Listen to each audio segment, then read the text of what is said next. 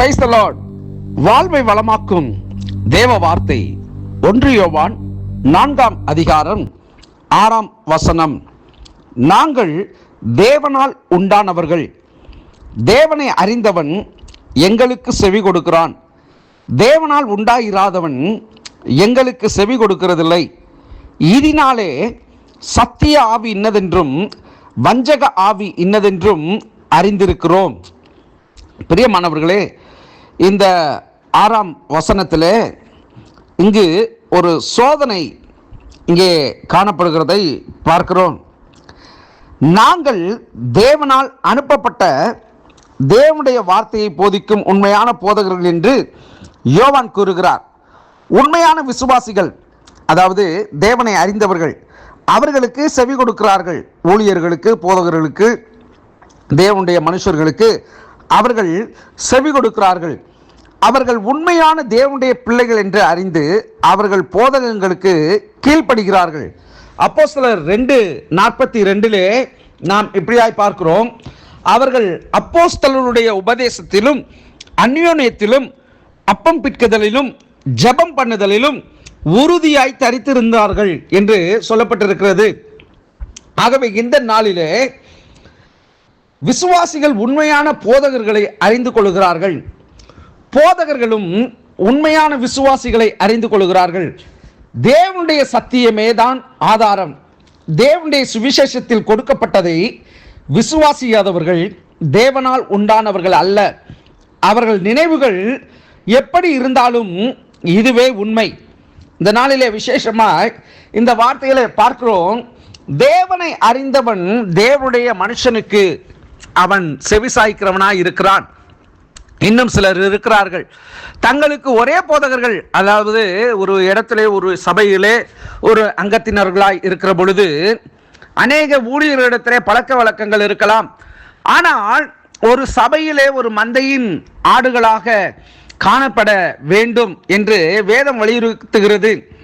அவர்கள் நாணலை போல அவர்கள் வளைந்து கொண்டு அல்லது பசுமையை கண்டு அங்குமிங்குமாய் அலைந்து திரிகிறவர்களாக அல்லது ஒவ்வொரு ஊழியர்களிடத்திலே அவர்கள் கடந்து போகிறவர்களாக இருப்பார்கள் என்று சொன்னால், அங்கே தெளிவாய் சொல்லப்பட்டிருக்கிறது, அவர்கள் தேவனால் உண்டானவர்கள் அல்ல. இன்னும் சொல்ல வேண்டும் என்று சொன்னால், அவர்கள் தேவனுடைய சத்தத்துக்கும் அந்த திருச்சபையின் ஊழியர்களுக்கும் செவி கொடாத ஒரு போக்காடுகளாக இருக்கிறார்கள் என்பதை வேதம் வலியுறுத்துகிறது. ஒரு மந்தையின் கீழே நாம் இருக்கிற பொழுது அந்த மேய்ப்பனானவன் தன்னுடைய ஆடுகளுடைய நிலைமையை அறிந்து அந்த ஆடுகளுக்கு வேண்டிய ஆகாரத்தையும் அந்த ஆடுகளுக்கு வேண்டிய போஷாக்கையும் அவன் கொடுத்து நடத்துவான். இந்த நாளிலே வஞ்சகத்தின் ஆவிகளினால் நிறைந்த ஒரு சில கள்ள ஊழியர்கள் ஒரு சபையிலே இருக்கிறார்கள் என்று சொன்னால், அவர்கள் எங்கள் சபைக்கு வந்து பாருங்கள், 1 வாரம் வந்து பாருங்கள், 2 வாரம் வந்து பாருங்கள் என்று அவர்கள் ஒரு இடத்திலே கடந்து போகிறவர்களை இப்படியாக அழைக்கிறார்கள். இது எல்லாம் சாத்தானால் உண்டாகுகிறதான ஒரு சூழ்ச்சி. ஏனென்று சொன்னால், சிலர் சொல்லுவார்கள், அந்த சபையின் போதகர் நல்ல ஆகாரத்தை கொடுத்தார் என்று சொன்னால் ஏன் ஆடுகள் அங்குமிங்குமாய் அலைகிறது என்று சொல்லி, அந்த ஆடுகளை முதலாவது நல்ல ஆகாரத்தினால் கொண்டு வந்ததே அந்த திருச்சபையின் ஊழியர்களாக இருப்பார்கள். ஆனால் அதை இன்றைக்கு வேறு விதமாய் தங்கள் பக்கமாய் அவருடைய குறைகளை சுட்டி காண்பித்து தங்கள் பக்கமாய் இருக்கிறதான சில கள்ள ஊழியர்கள் இருக்கத்தான் செய்கிறார்கள். தேவனுடைய பிள்ளையே, இந்த நாளிலே ஒரு சபையிலே நீங்கள் அங்கம் என்று சொன்னால், விசுவாசிகள் என்று சொன்னால், அங்குமிங்கும் அலையாதிருங்கள். தேவனுடைய வார்த்தையை நீங்கள் விசுவாசித்து அந்த வார்த்தைகளை ஏற்று நீங்கள் நடக்கிற பொழுது உங்கள் வாழ்விலே மேன்மையும் ஆசீர்வாதங்களையும் காண முடியும்.